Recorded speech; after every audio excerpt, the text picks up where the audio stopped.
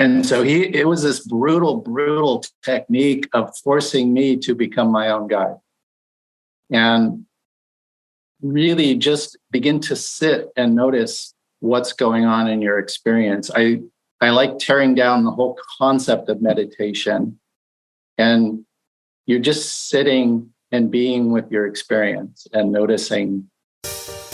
Welcome to the Wake Up with Gratitude podcast, where we share new and different ways to practice gratitude that you might not have thought of before.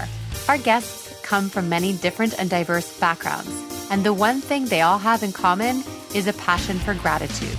I'm Julie Boyer, a gratitude and gut health expert, and I love showing you different ways to practice gratitude that you might not have thought of before.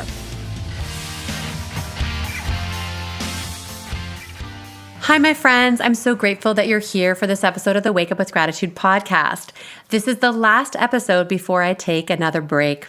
I wanted to make sure that I took a break before I got into a burnout situation. And this podcast episode is the perfect one to do just before I have a little bit of a pause. In this conversation with Marcey Donnelly and Michael DiPietro, authors of The Inside Guide, you will get so much beautiful guidance on meditation, on how to quiet that voice inside, on listening to your intuition and following those nudges, and of course, some beautiful gratitude practices, some that you might not have heard of before. It's not often that I have two guests on the podcast at the same time, and these two guests had such a beautiful synergy with me and our conversation that I'm just so excited for you to listen in. Before I share this interview, I wanted to say thank you to all of you who have been listening to the podcast for the past 3.5 years. This is not a goodbye, but a pause for now. I didn't want to leave you without anything, so I made something special. I've created a brand new gratitude habit tracker just for you. I'll link to it in the podcast show notes. It's a simple gratitude tracker that helps you to learn new and different ways to practice gratitude. We're not just talking about gratitude journals here, and how to infuse gratitude throughout your day. For those looking to have a tune-up in their gratitude practice or who want to deepen their already existing practices, make sure you're checking out the Gratitude Habit Tracker and download a copy for yourself. I'll miss you, my friends, and I'll miss talking to our guests as I take this little break. I have one little favor to ask. Make sure that you're following or clicking on the plus button on your app so that when I do release a new podcast episode in a month or two, you'll be the first to hear about it and you can listen in. Thanks, friends, and let's get into this wonderful, beautiful, aligned interview with Marcey Donnelly and Michael DiPietro, authors of The Inside Guide.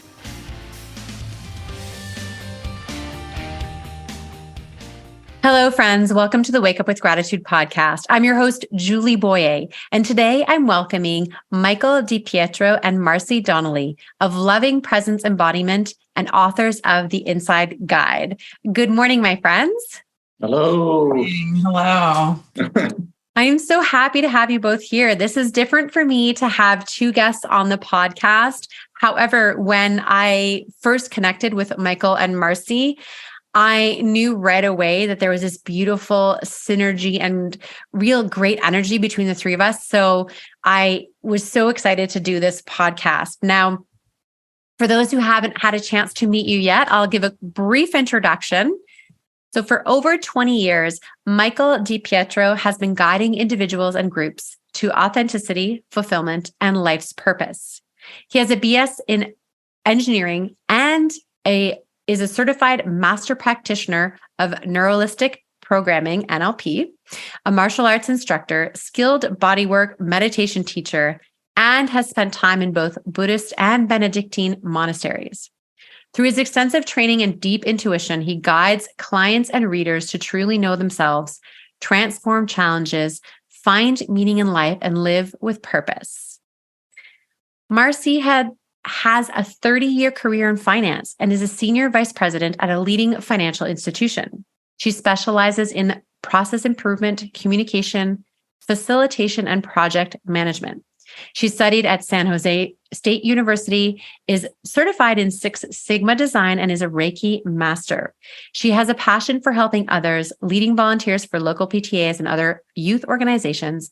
And both Michael and Marcey live in the San Francisco Bay Area. And here we are. We're just in a beautiful moment of connection. And I love starting the podcast, hearing a little bit about your story. I know I gave kind of a brief overview with that introduction, but Michael, why don't we start with you? And if you could kind of expand a little bit on the story that, you shared in your bio. Sure. I guess, I consider myself I'm 58 now, but up to about age 30, I was pretty spiritually asleep. And then I had a pretty powerful experience around 30 that really burst me open from the heart space.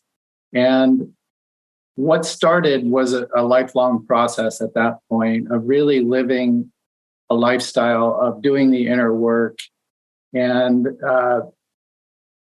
having to face a lot of things that were going on in my internal life that I never really dealt with. And so as I kept working with that process, I had a strong calling to work with other people and to be of service and to do healing work. And so I just kept exploring different modalities and working with people and trying to be more effective in what I was doing.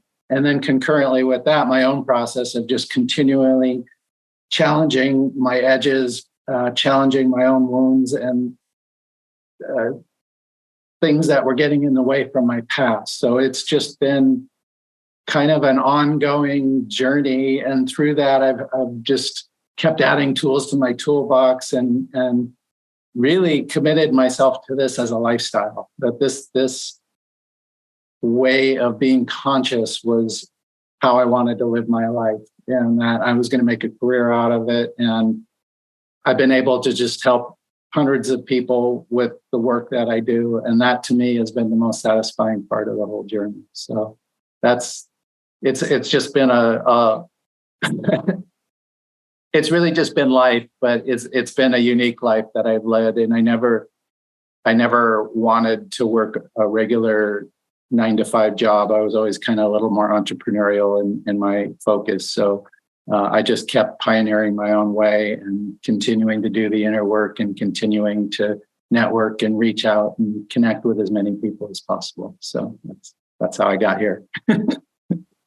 There's a lot in what you just shared, and we'll get into more of it as we go through the podcast. But before I give Marcey a chance to tell a bit of her story, I did have one question for you, because you mentioned you had a spiritual experience that sort of set you on this path. Do you mind sharing a little bit more about what happened, what that turning point was for you? Sure. Again, it was right around age 30, so almost 30 years ago. And I was at a pretty low point in my life, actually, because I really didn't know what I wanted to do or understand my path. And I've always been pretty good at just following the calling. And like I get an intuition. I'm like, all right. And so I had this call to go down to Sedona and just spend time alone in the desert. And I went down, and I was there's a number of what they call vortexes in Sedona, which are kind of energy centers. And so I just was on one of those vortexes and meditating. And it was just a strange feeling of a presence. And weirdly, I mean, it was kind of stereotypical, but it was the clouds and the God rays coming through. But I felt a presence, and it's something burst my heart open to the point of just tears of joy. And as I started to weep those tears of joy, the rain clouds started dropping little drops of rain on me at the same time. And I just felt this oneness with everything for a moment. And so it was really powerful. The irony of it, though, is that, you think you've achieved something at that time, but that's actually just the beginning. That's when the work really starts. I can see that. Yeah. Yeah. That really set me on my path, though. That was kind of the initial experience that really got me into this work. Oh, Thank you for sharing that. I've got goosebumps from your story. So, oh, that's amazing. Now, Marcey, okay, so let's talk to Marcey for a little bit. You come from a totally opposite background. And I, remember asking you, how did you get connected and all of these things with Michael? And you seem like you're just from two opposite ends of the spectrum. So tell us a little bit about your story, because you are from finance, but here you are really connected into the spiritual world as well. Yeah, thanks, Julie. I read a book when I was 18, and I remember reading Marianne Williamson, A Return to Love, cover to cover, and got this message of, the only true thing is love and everything else is just an illusion. And at that time in my life, I'd already tried meditating, and I was kind of into metaphysical, the crystals and the 80s and all the cool stores and retreats and things that were starting to become more popular back then. And so I've had this connection with, going inside and spirituality and feeling touched by amazing stories and tools that come in and out. But it really seems like I kept living a great life and having lots of opportunities and ups and downs and challenges, as everybody has kind of growing up in your 20s and 30s. And I am married with 2 kids. And so once you get kind of in this different lifestyle of parenting and community and all the commitments that come along with that, my spiritual practice would kind of wax and wane. And it seems like I would get into this. I would go to a retreat or a conference, and I would get really centered again and have that, we call it the mountaintop moment, where you feel like peaceful, like I got this, I could achieve my goals and live like my best, brightest life. And then I come back home and it's like all the journals go in the cupboard, and all my tricks and tools get put away. And then I just kept feeling like I was chasing something. And, I just always felt, and it was really the point when I met Michael 5 years ago, I just felt like, gosh, I have, my health, my family, a nice, safe place to live. My kids are well. I have a job that's reliable, and I have this great life, but it's like there's still something missing. And I didn't have like a trauma to talk to him about at the moment. And I had a cousin who introduced me and said, I think you'd really like working with this guy. And I was kind of trying to figure out like, what's my big problem? I just, this little gnawing sensation that I've had, for most of my life, like that something is missing. I didn't think that was really the place of breakthrough, but it truly was. So I sent an email and had an appointment. And within the first, I would say, like 5 or 10 minutes of talking to him, I just had this breakthrough that really what was missing is me really connecting to who I was meant to be, my life purpose. I kept looking outside and I told him, I said, there's nothing broken here because I've spent thousands of dollars on books and courses and tools and tricks. I said, and I get that momentary feeling of like love and peace, but it's like, I'm a relationship person. Like I said, I have a great job. I have so much to be grateful for and have so many opportunities, but looking around, I thought, gosh, I couldn't put my finger on it. And so that's really what started my deep inner work that's really brought me to this magical place. And that was through our first session 5 years ago. Marcey, I resemble that comment about, doing all the courses and the programs and you attend and you watch the movies and you read the books and you do the journaling and you're like, something's still not aligned. So I'm still working through that myself. And, I do ask that question. It's like, what am I missing? Like, why am I not living up to my potential? And, I just need to keep trying to do more and trying to find the thing that's going to make it so that I finally, make it. And I believe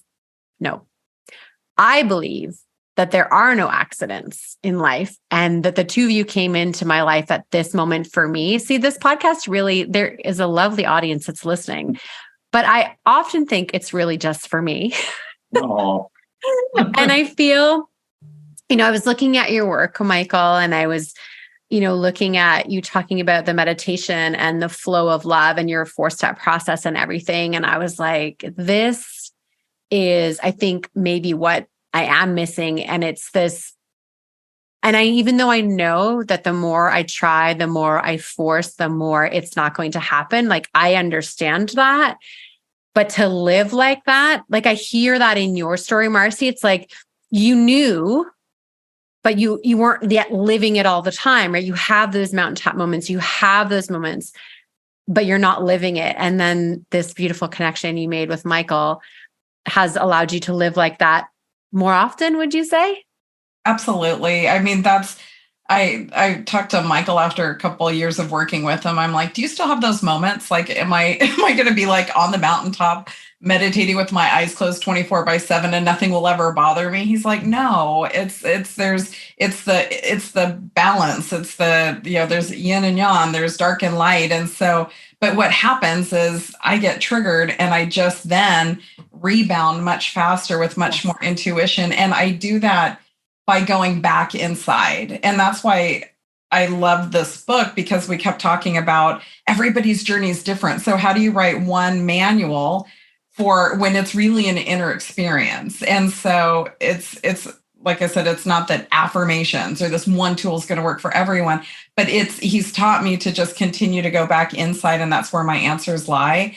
And I mean, even this week, I had a little dip on something and it's like, gosh, okay, that's what it's about. And I just rebound much faster and with a deeper understanding, and they're getting more gentle. And it's really lovely. It's amazing.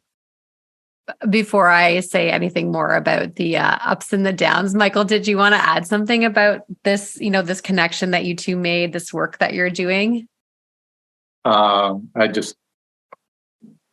I feel so much joy and love when I hear Marcy talk about that, because I've gotten to not only witness it, but play a role, and just like the work we've done together, it's just been phenomenal for me, because I really couldn't have gotten here alone. And when you meet someone and the collaboration works, and it works beautifully, that's something to be grateful for right there. Like, oh my gosh, I feel blessed every day to have this woman in my life and to be working with her. So I think that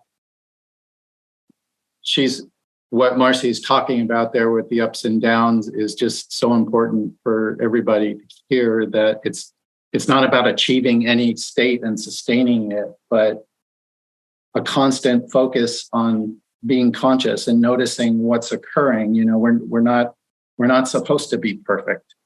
We're all perfectly imperfect, and the more we can just embrace our humanity and be okay if I get triggered, if I'm in an off moment, it's okay.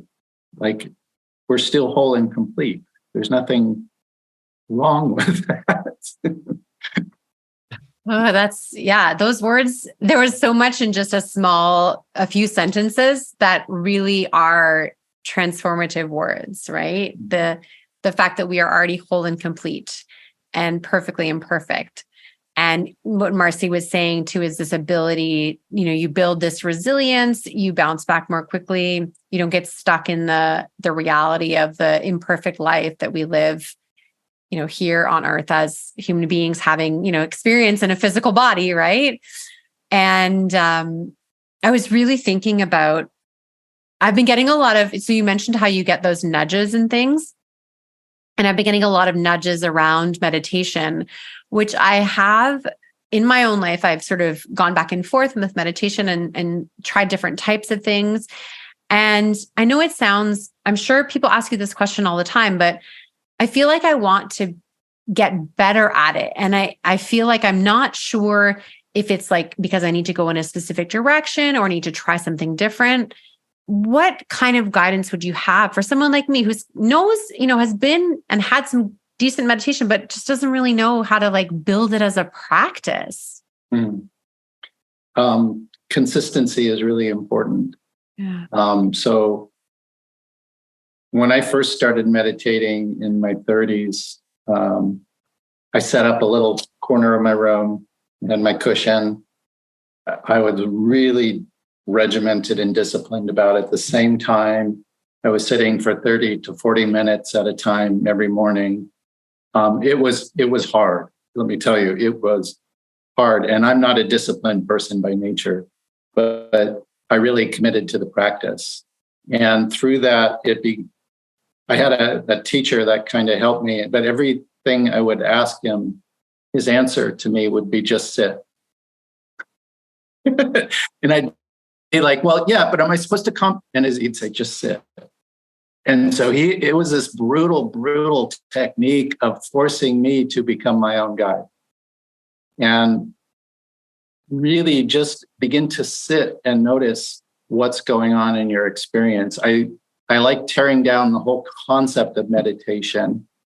And you're just sitting and being with your experience and noticing deeper. Like this morning in my meditation, I sat on the couch. I wasn't on my meditation cushion. I was just on the couch, and the gardening people were making noise outside. But I was like, oh, okay, this is a moment where I can just become present. I can just notice what I'm experiencing here and drop in and be present in this moment with whatever is occurring.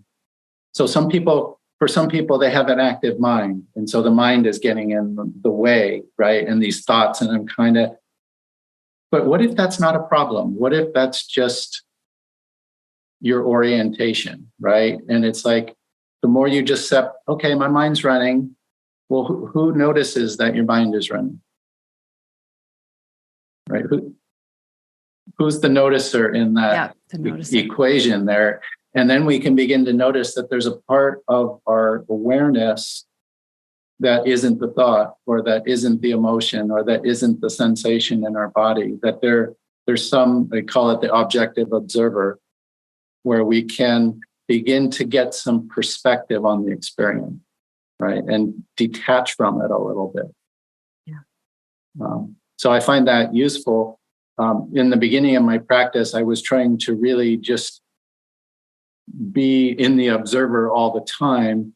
But as we move forward, we're both the experience and the observer, right? We're observed and observer. And there's really no separation, but it's useful in the beginning to kind of get into that separation a little bit, get into some objectivity, some distance from our experiences, so we can detach or decouple a little bit and just get sometimes a breather. And as we learn to do that more, and we just keep sitting there, a space begins to arise where it's just like, for a moment, maybe everything's okay, and maybe everything calms down. And maybe just for a moment, you're not thinking or not like for me, it's emoting. Like my thoughts don't get in the way, but my feel, the emotions of it all sometimes are my challenge sometimes, or sometimes it's the body, and I have pain in my body, or it's uncomfortable to sit still, right? So, but if we sit through those experiences, they tend to calm down on their own.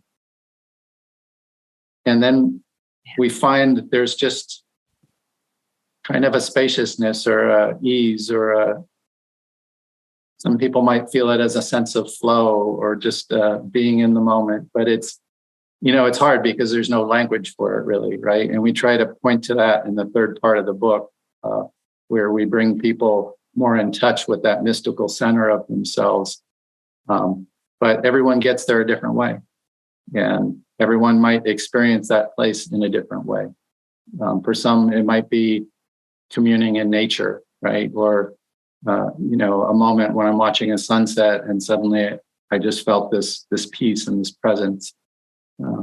So I think meditation is the tool. A lot of people think it's going to be the end all be all, but it's really just another tool in our toolbox to this presence within us that's inside of you, that's inside of me, that's inside of everyone. When we can calm down and just be okay with everything the way it is. I was going to mention, Julie, that for me, I've always lived from what I call the neck up. I've always been a processor. I have a computer processing brain and task oriented.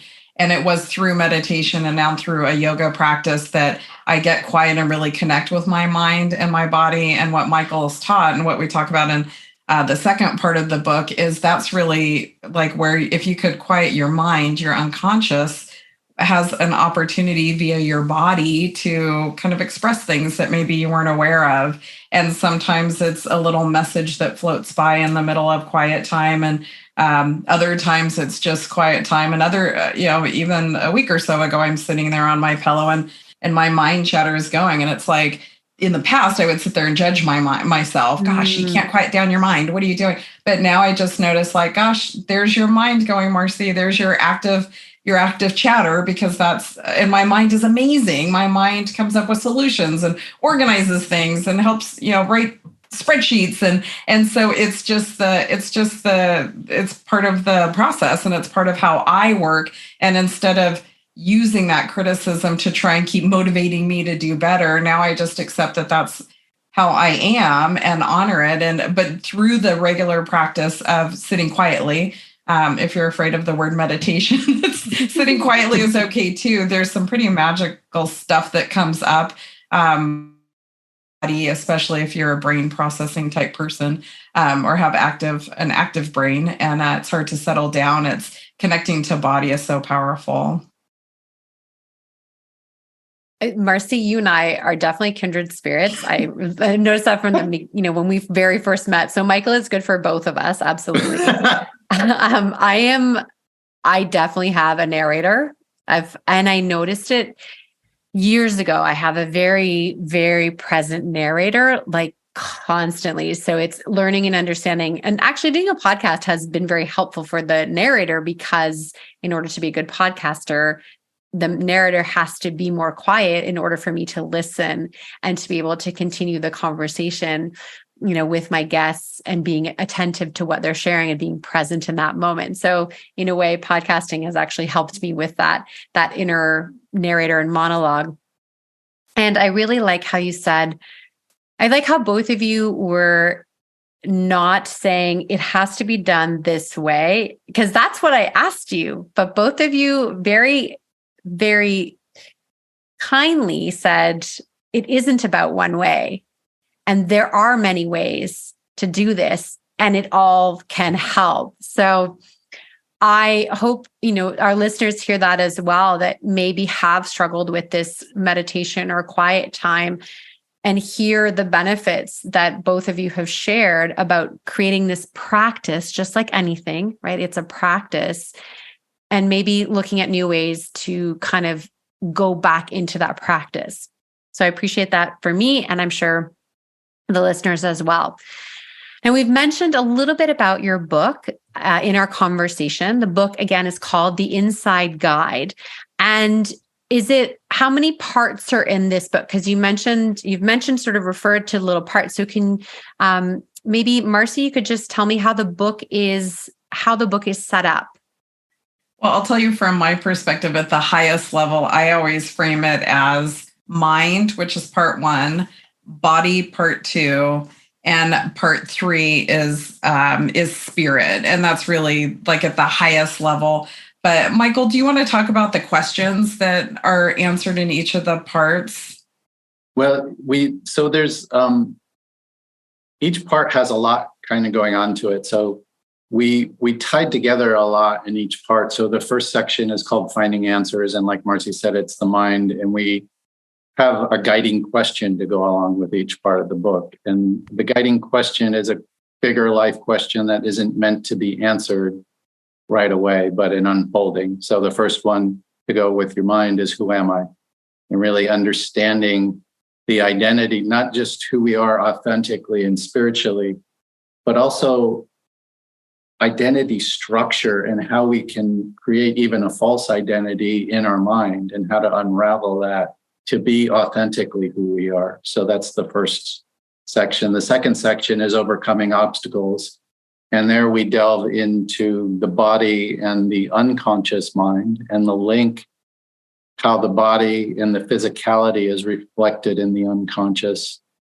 The guiding question for the second part is, what am I? So it really looks at your physiology and how to optimize this vehicle, this unit, and how to run better but also how to begin to delve into the unconscious aspects and free up our body from a lot of the armoring and the limitation that gets reflected in the body. And then in the third question, it's called living purpose. In the third section is living purpose. And the question is, what am I really here to do? And there we tie purpose to spirit, as the first two sections are about going internal. So it's the inside guide. But ironically, in the third section, we point people back outside, because now you've found your center. You've found the core of who you are. There's no place deeper to go. At that point, to live your purpose in the world, it's about expressing that center out into the world. And we need to go back and affirm that place.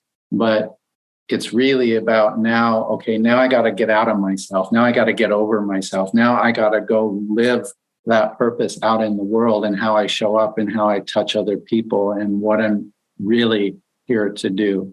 So that's the progression of the book in the 3 section. Kind of a long answer there for. Oh, that was super helpful. It makes me excited to read the book myself, and such great questions, like you said, that aren't meant to be answered right away, that we're always sort of thinking about. And it's interesting, this whole conversation around identities, right? How our identities, our outside identities, the labels we give ourselves, are constantly evolving and changing and growing. And sometimes it's the letting go of other identities that allow us to kind of move to the next step. That's what made me think, when I was thinking about that question, I was like, yeah, it's that, our identities are, some of our identities are, we're maybe a daughter or a son or a child or a parent. Like that's more like firm identity. But things like I've completed 3 Ironman triathlons, but I no longer consider myself an Ironman, right? Because that body, that person that did that was so long ago that that identity I just no longer feel like it describes me. So I'm excited to dive into the book. So you've sold me. So that was easy.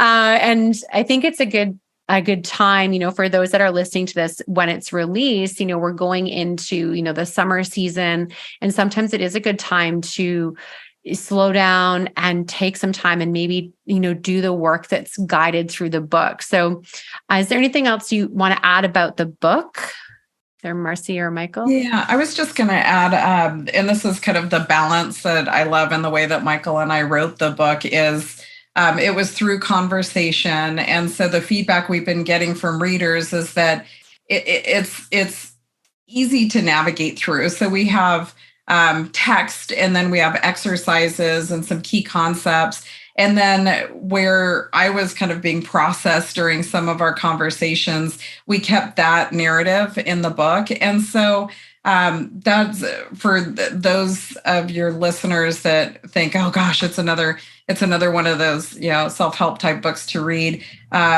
Really, we almost think about this book as like a journal, because this is really, and we talk about in the introduction, like this is your story.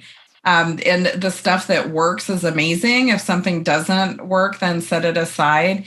And but there's, I think, in terms of readability, and I've had, like I said, years and years and years of books and conferences and workshops, and we really wrote it with the intention that anyone who reads the book gets something out of it, and hopefully, like I've had through this work, an amazing transformation and reconnecting to myself. But I like the way that the book is structured. So it's something that you could pick up and read through, and then, continue to either just read the whole thing through or really stop and go through the exercises and process. And with that, we have, some workshops and some online material as well. And we really want to build a community we want to be there to support everyone who reads the book, and start building that community with people like you, Julie, these, like-minded thinkers who really just want to bring our best and live wellness. We talk about wellness as a verb, not as a destination. So living that place of being well in our daily life. So it's not just that mountaintop moment, that coming back to what we call to the village, that we practice wellness. And it's amazing that life flows and mysterious, magical things, synchronicities show up when you're really in your flow. And so I think that's what it brings to people that do this work. Oh, that's fantastic. I love that so much. Did you want to add something, Michael? Just a little bit. I think one of the unique things about the book is we've had a number of people said, wow, I've never read a book like this because it's not preachy in any way. So we're not giving any kind of advice, do this, do that. What we're really doing is asking some really powerful questions. And we're really, through the guiding process, it's the inside guide. So it's really what I do with my clients, but it's a guiding process for people to discover for themselves the gold that is inside of them, right? And so everyone is valuable, everyone has worth and is a unique person in their own right. And so it's really a process to begin to discover your own inner guidance. That's really the breakthrough. And that, yes, I'm a guide. Yes, there's priests, there's gurus, there's people who can help us along the way. But at the end of the day, the answer's inside of you, and you are your own best guide. And that's the whole essence of the book right there. It sounds like a wonderful book and a journal, as you said, to do this really, really important work. When we spoke before, we talked about why the Wake Up with Gratitude podcast, why gratitude. Obviously, there's these beautiful synergies and connection with all the work that you do around the meditation, around love, just feeling, this beautiful, we mentioned about the law of attraction, all of these things. But what I'd really like to share with our listeners is what each of you is doing in your life that is a gratitude practice, or how has gratitude influenced the way that you show up in the world. So, Michael, if you want to share with us a little bit about your gratitude, that'd be great. Sure. I think a huge practice I try to do is noticing what is rather than what isn't. And we have a lot in our lives. And sometimes we think, oh, I need this, or I need that, or I'm trying to get to this next place. And we miss the goodness that's right there. So I look, a big part of my relations, my family, my friends, the people in my life that are able to give and receive love. A number of years ago, I went through a process of kind of beginning to say, are the people in my life not only able to give love, but to receive love? Is it a reciprocity? And as I fostered those relationships where there was that reciprocity, it became a fountain of gratitude to like, oh my gosh, I have these amazing people in my life. And Marcy and I's relationship is a great example of that. I'm grateful every day for her presence and for the work that we've been able to do together, because I know in my heart of hearts, I could not have done this alone. And so it's really, I think, the people in our lives that bring the most gratitude. And yeah, it's also a good life and having a roof over our head and being able to enjoy life. For me, nature is a huge factor too. So I find a lot of peace when I just can get off the cement and get my feet in the dirt and walk in the trees, or, walk on the beach or something like that. And so those are my gratitude practice. I would say nature and relationships are the two. And of course, spirit and, some call it God. I kind of don't always like that term because some people have a sense of it, but when you say God, they maybe have a conjured notion of what that means. But to me, it's the spirit, it's the spaciousness, it's the interconnectedness of all of us. That's what I mean when I say God. So that's something to be grateful for as well. Marcy, you want to go ahead? Sure. Julie, I'm a everyday sit down and write my things I'm grateful for in a little journal type of person. And I learned about that practice through the scientific proof that's out there in studies about what gratitude could do for wellness and in your psychology. And but through this kind of spiritual work, and like what Michael's saying is, in the past, I would just sit down and I wasn't perfect with it by far. I'm still not, but I have a journal at arm's reach in the morning. There's sometimes when I would just jam out a list of 10 things and I really wasn't present with it. So like Michael was saying, I could see kind of the range of my gratitude practice. And it's almost a reflection as to where I am mentally, physically, spiritually, is what is coming up when I'm writing my 10 things I'm grateful for. So it's a great check-in because you really have to stop and figure out like have that acceptance, as he mentioned, with what is. So if you could stop and really check in and through love, write down 10 things that you truly in your heart are grateful for, that it's not where in the past it was just a mind practice of, okay, logically, what are things that I'm lucky to have? And that I'm lucky, that I have people and such in my life, but it really wasn't kind of the spiritual practice that it is for me now, where it's a moment to check in and really put the brakes on, take some time. And just for me, it's a documentation. For me, it's helpful to write. I used to have a practice at night when I would go to sleep and think about the things I'm grateful for. So for me, taking the time now to really put a pause on my life and jot down all of the things I'm grateful for and have that practice is really meaningful. I am also a writer of gratitude. So not that I'm surprised that you and I both do that. Right? But what you said that I think is worth repeating is this not rushing through the gratitude. It's like, why would we rush through our gratitude practice? It makes no sense. Rushing in life is how we have accidents. We make mistakes. We get hurt. We do all these things because we're rushing. And so why of all things would we want to rush through our gratitude practice? I'm speaking to myself as much as to you and to the audience. It just makes no sense, but we do it anyway. And that's because we're imperfect and we're always learning. I mean, I've been doing gratitude practices now for more than a decade. And yet, and at the same time, I have to give myself grace and know that we are living this experience. And one of the reasons why the podcast does bring me so much joy is it's people like you that remind me of practices that I might have forgotten, or ways that I can deepen my own practice, or new ways of thinking about gratitude. Michael, you said about, you're in gratitude when you walk on the beach. I get up for sunrise every day. Even now I'm getting up at 4:30 in the morning and I go and watch the sunrise on the beach and I walk on the beach. And yet I sometimes forget to pause in gratitude.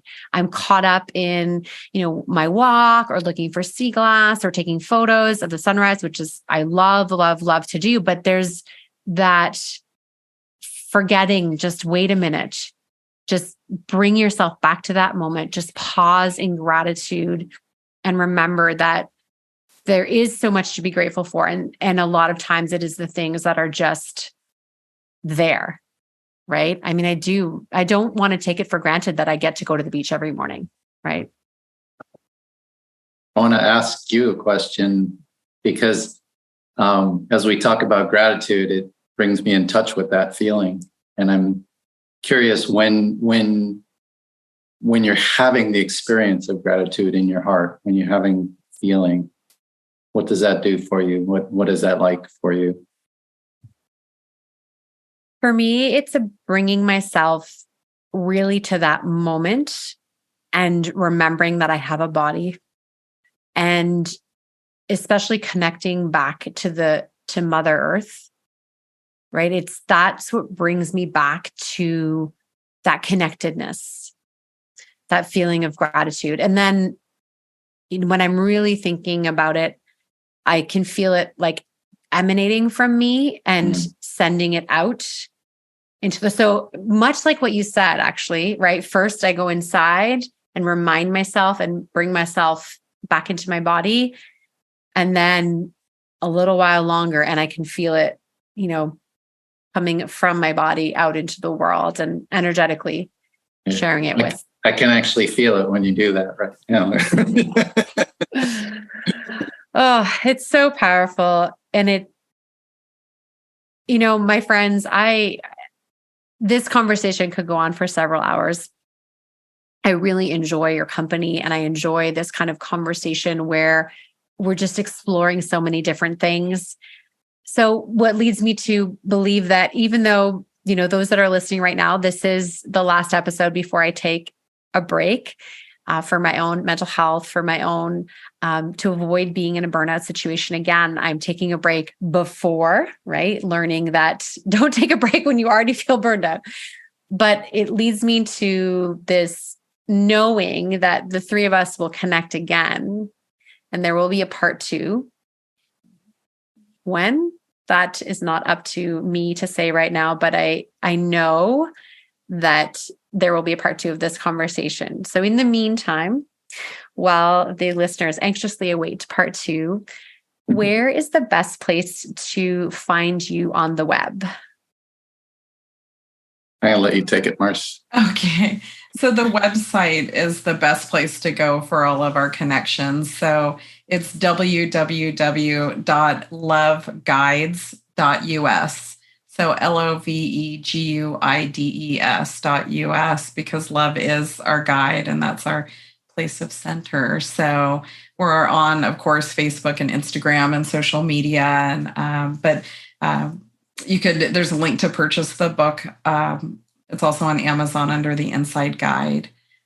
But we look forward to part 2, Julie, and congratulations on this new adventure with some time to refocus. So I'll be sending you lots of Reiki and love. Oh, thank you. I appreciate that. So as we wrap things up, I'd just like to offer both of you a moment if you want to share if there's something about gratitude or love that you'd like to leave our listeners with. So Marcy, you can go ahead, and then Michael, you can wrap it up for us. Well, just thank you so much for this time. I mean, this is definitely a divine connection, and we appreciate you hosting us. And just when you were talking about the beach and the moment, and those are those mountaintop moments, and that's our intention is that that we continue to build a community of people that could live that mountaintop experience through our daily lives, because I think that our world could use some healing, and that we can also heal ourselves and our next generations that we're excited to work with. But thank you. And so I just feel the love and the gratitude when each of you were talking. And I'm very grateful for this connection and the time together. Thank you. You're welcome. Yeah. Gratitude is a feeling in your heart. And I really resonated when you said it's coming out of me, that I feel it's like not just a concept, but it really puts us in touch with our essence. It's a real core experience to who we really are as human beings. And I think, again, everyone gets there in their own unique way. And what I've experienced when I feel gratitude is it humbles me. It brings me down to earth in a way, and lets me be human. My head might be in the clouds, but it grounds my feet into the earth, and it really grounds me into this body. And it's, again, something from the heart space. So the more I think I'd like to invite your listeners to really focus in on their heart and their love and what's core in their essence about who they really are. And the gratitude is in them. It's in there for each and every one of us. And I'm so grateful for this connection and this time here, because it's just been, like you said, really amazing to connect with our fellow travelers. Oh, absolutely. What a perfect way to wrap things up. So thank you again to Michael and Marcey, authors of The Inside Guide. Make sure you check it out on their website or on Amazon to grab your copy and start doing that inside work. And we'll see you on the next episode of the Wake Up with Gratitude podcast, to be determined when that will be. Thank you, my friends. Thanks for sticking around till the end of the podcast. I appreciate you. If you're not already following us on your favorite app, make sure you click on the check or follow podcast so you'll be alerted every time there's a new podcast episode. If you enjoyed the episode and want to help us grow, here's some easy things that you can do. You can leave a review on your favorite app. You can share this podcast with a friend and send it directly. And you can also share through social media. Feel free to tag me on any posts in your stories and I'll repost. Thank you to Paul Tedeschini for doing the post-production audio for the podcast. And one last thing, I hope you're choosing to wake up with gratitude every single day.